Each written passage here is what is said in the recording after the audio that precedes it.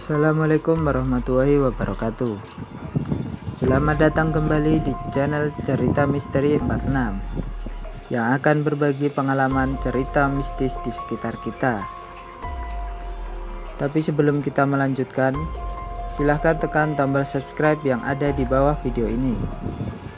Mari kita simak videonya.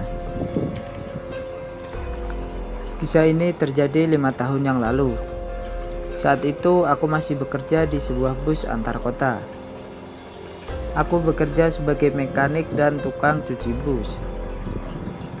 Aku biasa memulai pekerjaanku pada sore hari, karena paginya aku memang harus sekolah.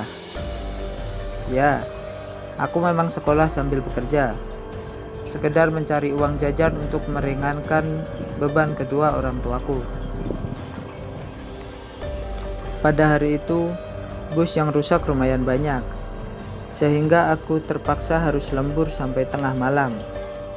Belum lagi aku harus mencuci bus-bus yang ada di sini.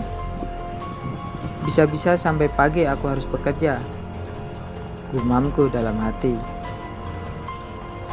Memang di garasi ini hanya ada 2 mekanik, aku dan seniorku.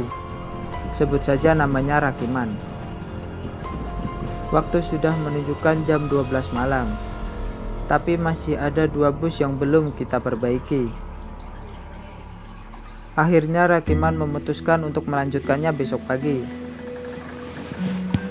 karena dia tahu aku masih harus mencuci 3 bus setelah ini.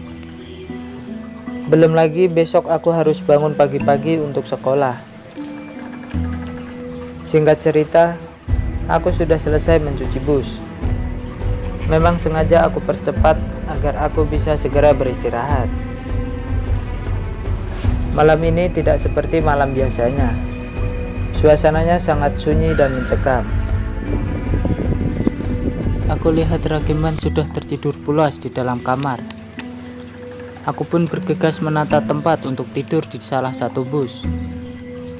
Sebenarnya di garasi ini disediakan kamar untuk karyawan yang ingin menginap. Tapi aku terbiasa tidur di dalam bus agar bisa bangun pagi-pagi. Angin malam ini berhembus cukup kencang hingga menusuk tulang. Belum sampai aku terlelap, aku merasa ada yang aneh, seperti ada yang melintas di sampingku. Dan saat itu aku baru ingat kalau bus tempatku tidur 2 hari yang lalu menabrak orang hingga tewas. Aku merasa sedikit ketakutan, tapi aku berusaha melawan rasa takut itu. Aku segera memejamkan mata agar lekas tertidur.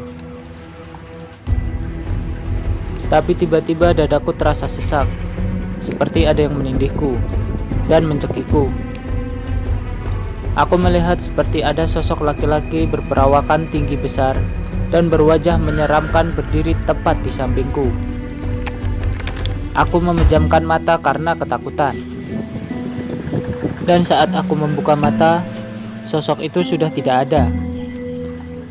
Hal itu terulang sampai 3 kali. Akhirnya aku memutuskan untuk pindah dari bus itu. Tapi saat aku keluar dari bus, aku melihat sosok itu berdiri di depan bus tempatku tidur tadi. Sosok itu seakan tidak suka aku tidur di dalam bus itu. Akhirnya aku memutuskan untuk pindah ke kamar yang ada di garasi ini. Keesokan harinya, aku menceritakan kejadian semalam kepada Bapak Budi, sopir bus tempat aku tidur semalam. Dan Pak Budi menjelaskan, mungkin sosok yang kutemui semalam adalah arwah dari orang yang tertabrak bus tersebut 2 hari yang lalu.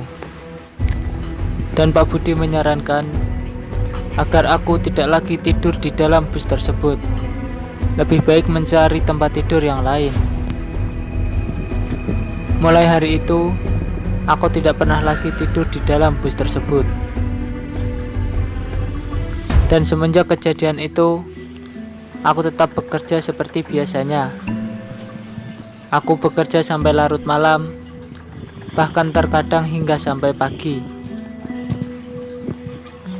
Aku masih sering melihat sosok itu warawiri di sekitaran garasi. Tapi aku mendiamkannya, asalkan dia tidak mengganggu. Mungkin itu tadi cerita saya. Terima kasih teman-teman sudah menonton video ini sampai selesai. Wassalamualaikum warahmatullahi wabarakatuh.